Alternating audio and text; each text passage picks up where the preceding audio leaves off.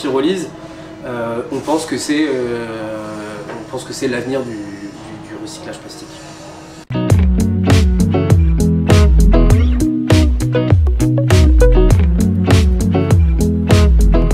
Alors l'association Earthwake, elle a été créée par Samuel Le Bihan en 2014 dans le but de redonner de la valeur aux déchets plastiques, parce qu'aujourd'hui c'est ça le gros problème des déchets plastiques, c'est leur recyclage, ça coûte très cher.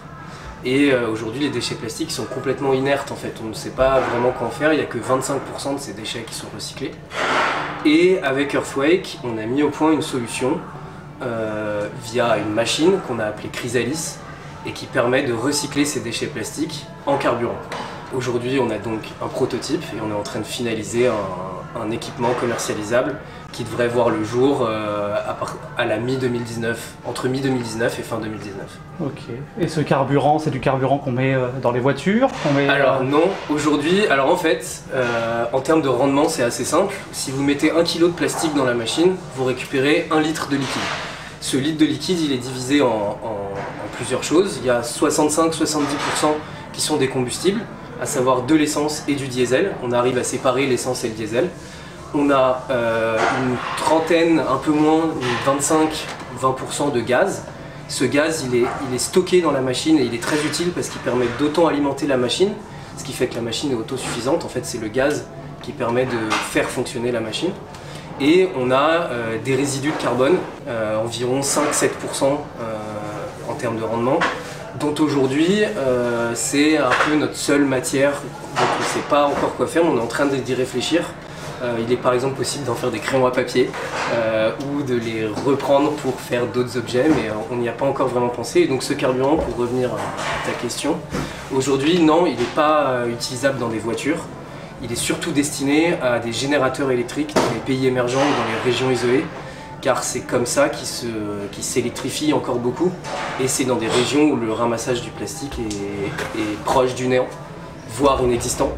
Et du coup on apporterait une solution mobile, autosuffisante, qui permet une vraie économie circulaire, c'est-à-dire on ramasse le plastique, il se transforme en carburant, et ce carburant va dans des générateurs qui électrifient des villages, des écoles, des routes.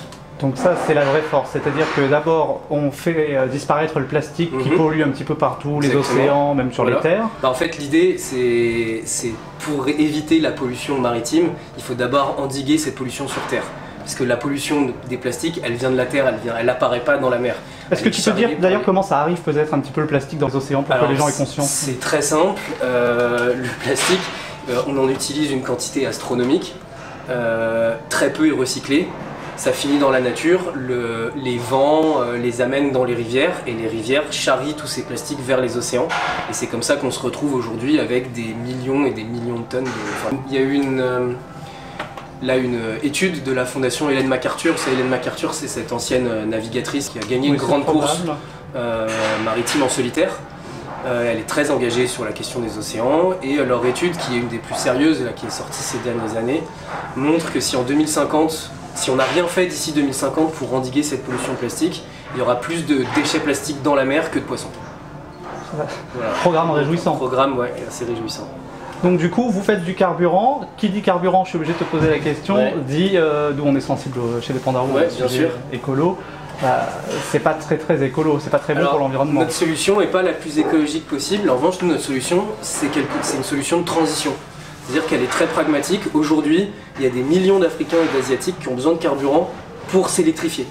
Et à côté de ça, ils ont des tonnes et des tonnes de déchets plastiques dont ils ne savent pas que faire, qui s'accumulent et qui finissent juste par polluer, qui ne sert à rien.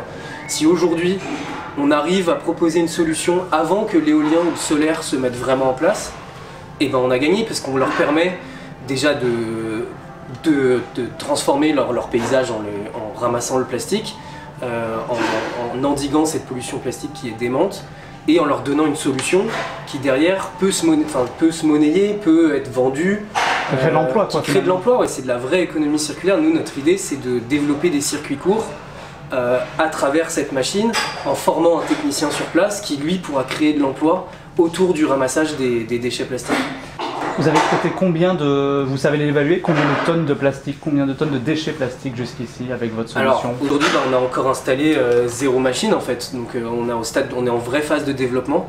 On a un prototype qui a prouvé que la technologie fonctionnait. En fait, la technologie, c'est la pyrolyse. Je peux peut-être expliquer ça, comment elle fonctionne. La pyrolyse, c'est assez basique, c'est une combustion sans oxygène. Ça veut dire qu'on brûle les matières plastiques sans flamme. Il n'y a aucune flamme, on brûle ça à 400 ou 500 degrés, on le fait rentrer dans un réacteur. Ça monte dans une colonne de distillation. La colonne de distillation permet de transformer ces matières plastiques en carburant. Et elles sont ensuite refroidies grâce à une cuve d'eau et séparées entre diesel, essence, gaz et réjection carbonique. En vulgarisant très basiquement, c'est ça. Notre inventeur, Christopher Cost, qui est basé dans la région niçoise, il a, on va dire, upgradé un peu cette technologie. Il a réussi à lui tout seul, hein, c'est complètement low-tech, fabriqué à la main. Et donc cette machine, elle pourra traiter 2 à 300 kg de plastique par jour. Ce qui vous donne un rendement d'environ 100 à 150 litres de carburant par jour. Et je le répète, de manière complètement autosuffisante, c'est-à-dire que le gaz issu de la pyrolyse va alimenter la machine. En gros, il faut juste l'allumer pour la première utilisation avec du butane. Mais une fois qu'on a fait des cycles, le gaz stocké permettra de l'alimenter. Bon, bah, un beau projet en tout cas ambitieux avec une machine qui promet de débarrasser un petit peu les gens du plastique, de créer de l'emploi. De créer, faire en économie circulaire. Ouais.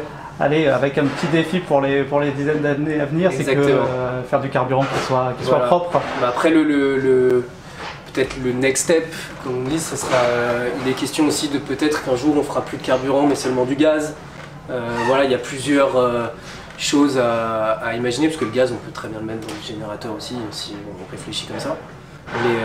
Mais voilà, aujourd'hui on amène une solution de transition et extrêmement pragmatique. Et qui est utile maintenant. Et qui est utile aujourd'hui, c'est-à-dire qu'elle peut servir aujourd'hui à des millions de gens, notamment dans des pays qui sont les plus touchés par la pollution plastique. Comment elle a germé cette idée? Alors cette idée, elle vient, en fait c'est Samuel Le Bihan qui a créé l'association, qui a 50 projets autour de la Terre. Il a toujours été très engagé dans les milieux humanitaires, voire écologiques. En fait, il est surfeur et à force de surfer au milieu de kilos de déchets plastiques, il s'est dit qu'il y avait peut-être quelque chose à faire. Donc il a créé l'association et il s'est vite rendu compte qu'une des meilleures manières pour traiter ce problème des déchets plastiques, c'était vraiment d'essayer de leur redonner une seconde vie, de leur redonner de la valeur à ce déchet plastique complètement inerte. Et donc en faisant beaucoup de recherches, il est tombé sur cette technologie de la pyrolyse et il a rencontré Christopher Cost, qui est l'inventeur de la machine, qui est en région niçoise. Et tous les deux, très vite, ça a bien fonctionné. Ils étaient sur la même longueur d'onde. Voilà, l'association a financé Christopher. Aujourd'hui, Christopher il est salarié de l'association. Et voilà, l'idée elle a germé comme ça. Christopher, c'est pas un ingénieur, c'est une sorte de géo-trouve-tout assez extraordinaire qui est plein de bon sens et qui sait très bien, voilà, pour lui il est fait pour fabriquer des choses low-tech, il est très débrouillard, il a plein de bonnes idées. Et voilà, c'est lui qui a fait la machine tout seul, mais lui il a la volonté de vivre de manière le plus autonome possible en fait. Donc lui c'est dans cette optique qu'il s'était intéressé à la pyrolyse à la base en se disant comment je peux faire mon propre carburant plutôt que d'aller à la pompe. D'accord. Et là l'objectif c'est de démocratiser la machine donc sur le continent africain. Alors là l'objectif, le premier objectif c'est de terminer cette machine commercialisable qui va pouvoir traiter 2 à 300 kg de plastique. Donc la première étape c'est vraiment de terminer cette machine. Ça devrait être ça devrait être très rapidement fait. Et la deuxième étape c'est la présenter en fait cette machine. On voudrait faire un tour en fait de quelques ports de la Méditerranée au mois de mai, au mois de juin. Voilà, on va mettre la machine sur une barge motorisée, on va containeriser la machine et on va pouvoir faire des démonstrations en fait. Oui. Et ce qui est formidable ou pas, c'est que le plastique est déjà sur place. Votre carburant l'idée c'est de s'associer effectivement avec des campagnes de ramassage qu'on pourrait mettre en place et le plastique, le transformer directement, sensibiliser les personnes sur place, notamment les écoles, les jeunes, les élus, pour qu'on puisse leur montrer qu'on a une solution viable. Et en fait on a choisi La Méditerranée, c'est pas anodin, déjà c'est la mer la plus touchée en France par la pollution plastique, et aussi parce que notre atelier étant dans la région niçoise, on est aidé financièrement par la région PACA, le département et la métropole de Nice. Voilà, nous on est assez fiers de la solution qu'on est en train de développer, et on est sûr qu'elle pourra bénéficier à des millions de personnes qui aujourd'hui en ont vraiment besoin. Bon, en tout cas, ça rajoute, voilà, ça rajoute aux solutions existantes. Exactement, dans les solutions. Et nous, et la pyrolyse, on pense que c'est l'avenir du recyclage plastique. Et si tu devais résumer Earthwake en un tweet? En un tweet, je dirais que grâce à Earthwake, vos déchets ont une seconde vie.